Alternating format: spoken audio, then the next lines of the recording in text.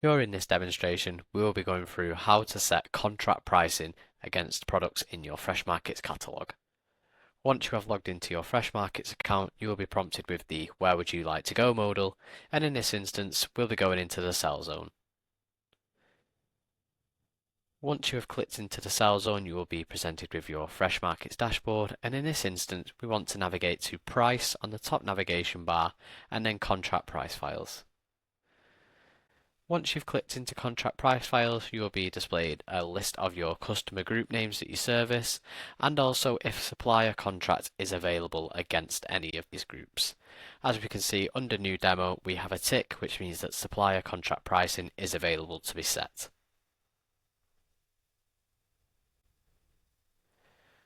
Once you have clicked into the relevant group, you will be presented a new page named Contract Price Files. Here we want to make sure that we are always accessing the price file that states Supplier Contract under Type. If no supplier contract type price file is available, we can add a new one by clicking New Price File, setting the name for said price file, and then choosing if we want it to be under all of the customer sites within that group or just a selection, and then click Save. For the purpose of this demonstration, we already have a price file set up. You can view the price file by clicking in using the blue arrow. And then once you've done that, you'll be presented with a few different things on the page.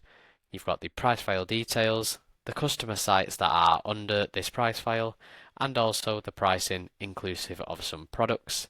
If this is the first time that you have set up your price file, this pricing section will be blank. We do have a couple of options here with the pricing. We can amend individual products. We can click the plus icon. And as we are locked down to the 7th, this is because on the calendar view previous to this section, we have been selected the 7th of June. However, if you wanted to amend or set a price for a future date, you would just change this calendar view to the date that is needed. This then will be locked down to that specific date. We can now choose a product. So we'll do a Granny Smith apple.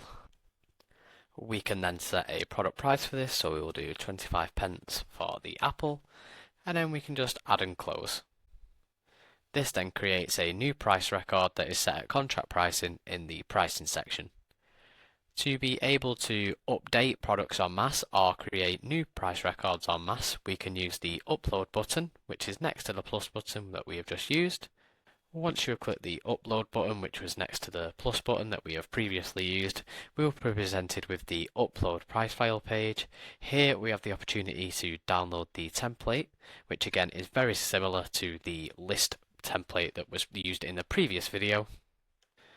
Once you have downloaded the template, you will be presented with a blank sheet with just the headers available. However, for the purpose of this demonstration, we've got some pre-presented data.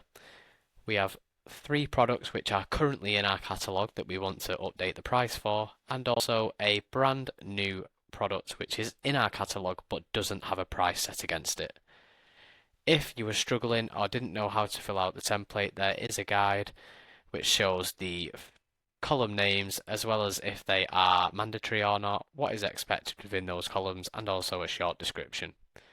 Once you are happy with your file and that you think you have included all of the necessary columns and products, you can save it and prepare it for upload. Once you're at a point where you are ready to upload, you can select the date that you want the pricing to go live for. This could be today's date or a future date. You can then choose the file to upload.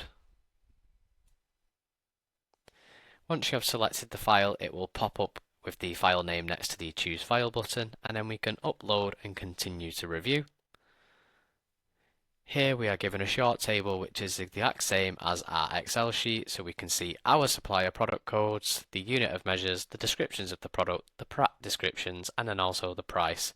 These first 3 are products that are currently having prices set against them. We're just going to update the price, and this one is for a brand new price entry. If you're happy that this matches the sheet that you have uploaded, you can confirm and apply changes. And as you can see, 1 brand new price record has been created and 3 prices that were already there have now been updated. We can go back to the price file to make sure that this has been done correctly. So as we can see, the green apple has been uplifted to a 40p price, the aubergine to £2.75 and quail eggs to £7.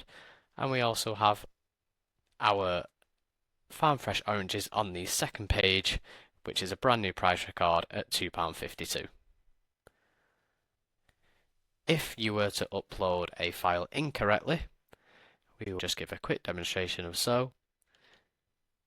We can choose the time that we want the pricing to go live, upload and continue to review. And as you can see, on all of the lines of the file, we failed to enter a supplier product code, therefore the file has errored and will not upload the products. You will have to go to your file, amend the column that is causing the error, save, and then re-upload.